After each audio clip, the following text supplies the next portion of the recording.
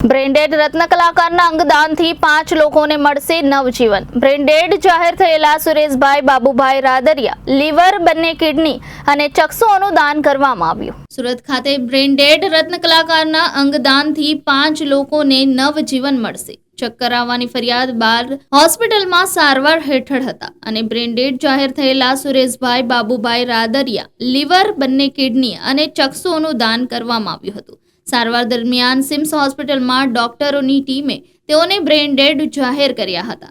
ત્યારે અમદાવાદ સુધીના 261 કિલોમીટર માર્ગને ગ્રીન કોરિડોર કરવામાં આવશે। Vipul Talaviya Jeevandeep organ donation foundation trust Surat.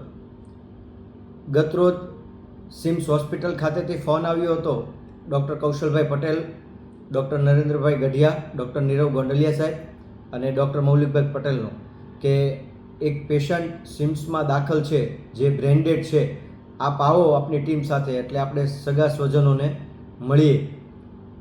હું doctor Nilesh Kachhadiya, founder PM Gondaliya, અમે સિમ્સ હોસ્પિટલ ખાતે જ્યારે પહોંચ્યા ત્યારે doctor Kaushalbhai Patel, doctor Narendrabhai Gadhiya, doctor Poonamben Savaliya, doctor Maulikbhai Patel સૌના સહિયારા પ્રયાસથી સ્વજનોને સમજાવ્યું હતું કે ઓર્ગન ડોનેશન કરવાથી શું શું ફાયદા થાય છે, કોને કોને લાભ મળે છે અને અંગદાન એ જ સર્વશ્રેષ્ઠ દાન છે।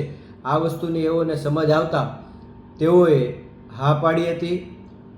દર્દી સુરેશભાઈ રાદડિયાને સિમ્સ હોસ્પિટલમાં ખસેડવામાં આવ્યા ત્યારે તેઓને 2 દિવસ અગાઉ તાવ, ચક્કર અને માથું દુખવાની ફરિયાદ હતી। 2 દિવસની સઘન સારવાર બાદ તેઓને બ્રેન્ડેડ જાહેર કરવામાં આવ્યા હતા।